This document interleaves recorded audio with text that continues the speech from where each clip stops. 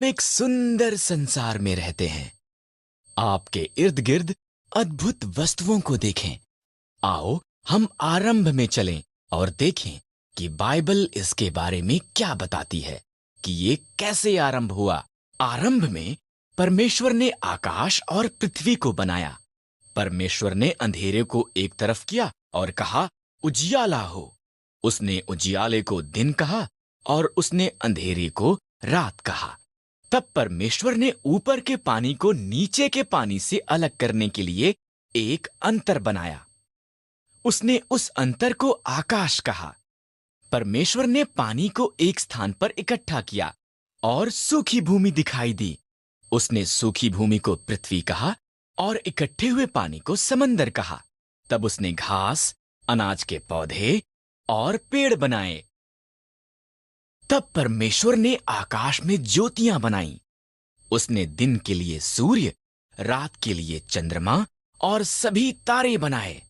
परमेश्वर ने पानी में तैरने के लिए मछलियां और आकाश में उड़ने के लिए पंछी बनाए। फलों फूलों उसने उनसे कहा, संसार को संगीत और पानी में छपछपाने की आवाजों से भर दो। इसके बाद परमेश्वर ने जानवर बनाए। उसने खेतों के जानवर, जंगली जानवर और जानवर जो भूमि पर रेंगते हैं को बनाया। अभी केवल एक और चीज बनानी है, परमेश्वर ने कहा। सब चीजों से विशेष अभी केवल एक और चीज बनानी है। इस तरह परमेश्वर ने आदमी और औरत को उसके स्वरूप में बनाया। फलों फूलों उसने कहा, संसार पर अधिकार रखो। मछलियों, पंछियों और जानवरों की देखभाल करो। क्या जानवर वो सबसे विशेष चीज थी जो परमेश्वर ने बनाई थी?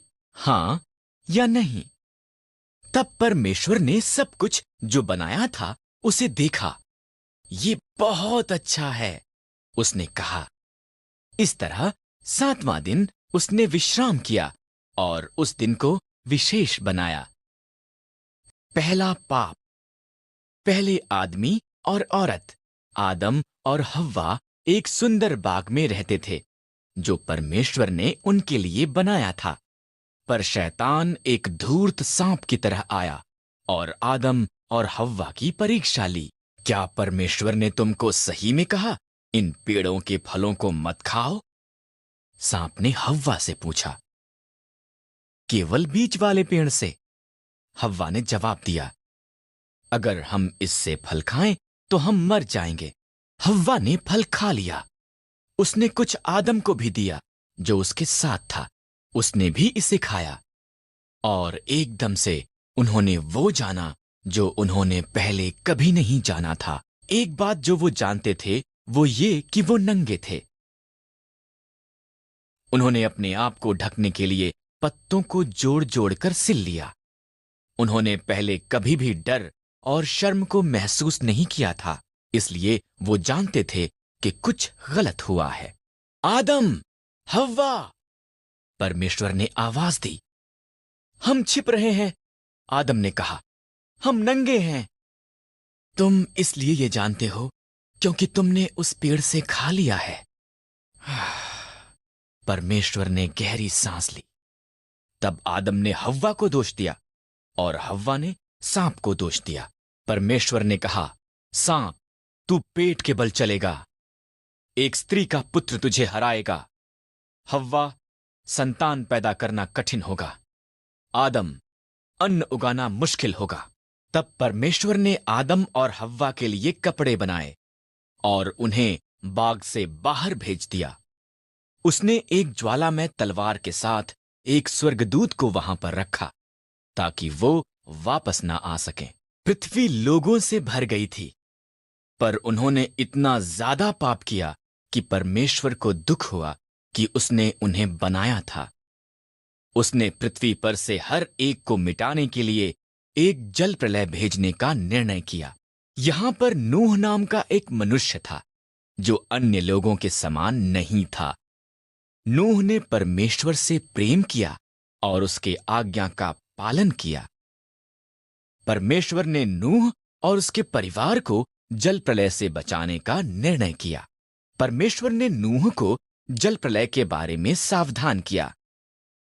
उसने उसे एक नीची छत, 3 कोठरियों, एक खिड़की और एक द्वार के साथ एक विशाल जहाज बनाने को कहा। आज्ञाकारिता में नूह ने इसका निर्माण किया। परमेश्वर ने नूह को प्रत्येक जानवर की किस्मों में 2-2 करके लेने को कहा, एक नर, एक नारी। तब नूह, उसका परिवार और जानवर जहाज के अंदर गए। परमेश्वर ने द्वार को बंद कर दिया। 40 दिन और 40 रात तक बारिश आती रही। पानी आकाश से गिरा और समुद्रों और झीलों से भी ऊपर आया, यहां तक कि सबसे ऊंचे पहाड़ भी पानी में डूब गए। इन सब के दौरान नूह, उसका परिवार और सभी जानवर बाढ़ के जल के ऊपर तैरते जहाज में सुरक्षित थे। परमेश्वर एक पल के लिए भी नूह को भूला नहीं था। परमेश्वर ने हवा चलाई, पानी सूखने लगा, जहाज अरारात पहाड़ पर ठहर गया। नूह ने एक कबूतरी को भेजा। जब वो वापस नहीं आई तो वो जान गया कि अब सब सुरक्षित थे।